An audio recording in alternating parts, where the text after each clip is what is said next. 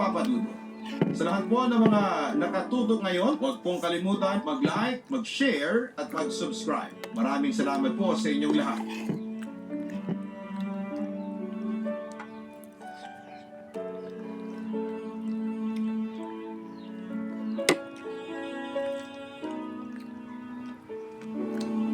Magandang araw po sa inyong lahat. Tawagin niyo na lamang po ako sa pangalang Hammond. Isang subscriber ninyo na nagmula sa Capiz. Gusto ko sanang ibahagi sa inyo ang isang kwentong kababalaghan at nangyari sa akin at masasabi kong hindi ko makakalimutan. Capiz? Papa Dudut, mahalaga sa akin ang kalamansi. Masustansya at nakakapag-alis ng umay. Hindi rin ako naaalis ng bahay na walang kalamansing daladala. Kahit isa man lang. Wala. Maging sa basong aking pag-inuman, ako'y pihikan. Gusto ko na babasagin lamang. Ayoko ng plastic. At bilang taong simbahan, dahil isa akong volunteer worker doon, ay palagi ako may dalang exorcist salt. Isang asin na benendisyonan ng pare at ginagamit sa pantaboy ng mga masasamang elemento. Siya nga pala, natatandaan ko noong mangyari ito sa buhay ko taong 2016. Pinauuwi ako noon sa probinsya namin sa Aklan. Sa Rojas City, Capiz ako nakatira. Kaya anytime ay pwede akong umuwi sa Aklan since magkatabi lang naman ang dalawang probinsyang yon.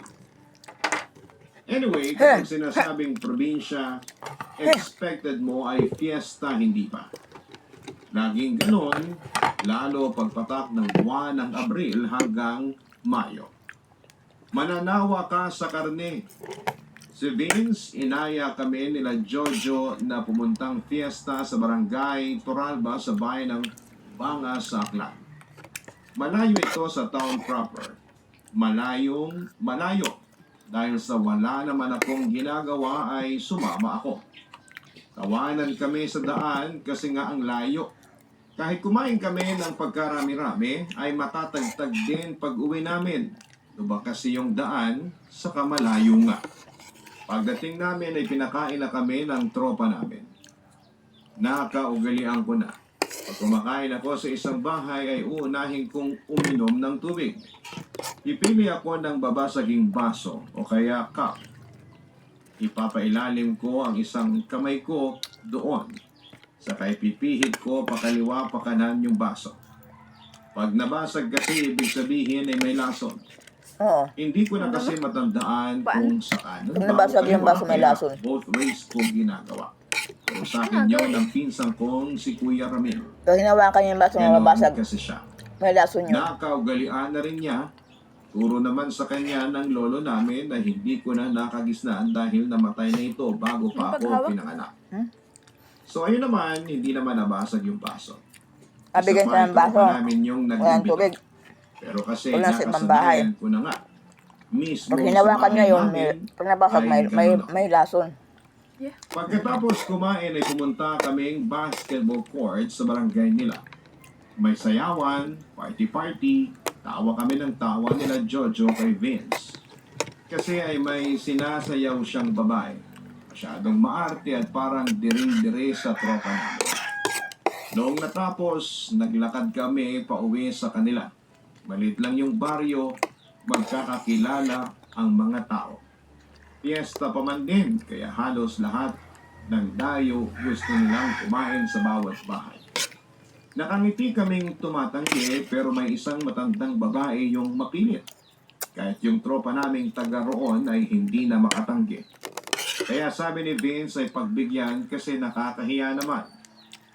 Yung bahay noon ay nasa gitna ng bukid na halatang bago pa yung bahay at hindi pa tapos kasi may palitada. May mga tanim na kalamansi doon sa may papasok. May dalawang bahay pang mararaanan bago yung bahay noon. Natuwa ako doon sa mga kalamansi kasi ang lalaki. Namitas ako ng 4, nag-iisa kami. Nauna yung matanda, ang bilis niya na maglakad. Pinigil ko isa-isa sa kanila yung kalamansi. Para saan to? Sabi ni Vince. Gamitin mo lang itong kalamansi bago ka kumain. Sabi ko sa kanya, paano kung adobo ang handa? Hindi naman pinapataka ng kalamansi yun eh. Ang sabi pa ni Vince, baka karne ng tao yung ipakain sa atin. Just in case lang. Patakan mo ng kalamansi ang pagkain bago mo Ano lantakan. nangyari naman? Nakatawang paalala ko sa kaibigan ko. Umiling-iling lang si Vince ng mga sandali niyo. Gabago. Samantalang kalamansi ay turo naman sa akin yun ng chewing ko. Pero mas nakasanayan ko yung sa may baso. Kwentuhan kami habang nasa daanan, yung tropa namin si Jim Rod, sabi niya yung matandang nagtitinda raw, yon ng bagoong sa may bayan. Matagal na raw kasing edad ng lola niya. Yung lola niya ay buhay pa naman, pero bedridden na. Kaya na-amaze kami kay lola kasi ang liksi pang kumilos. Pagkarating doon sa bahay ng matanda, pagkaupo namin sa mesa ay tumawag yung mama ni Jim Rod. Tinanong kung nasaan kami. Hinahainan kami nung anak nung matanda ng pansit. Sinabi ni Jim Rod na sumaglit lang kami doon sa bahay ng matanda. Hinintay ko magain sila ng tubig habang ginagawa ko yung routine ko. Pansin ko ay nakatingin sa akin yung anak. Nung naubos yung pansit, manok at saka kikiam na sahog. Sunod naman kanin at saka sisig.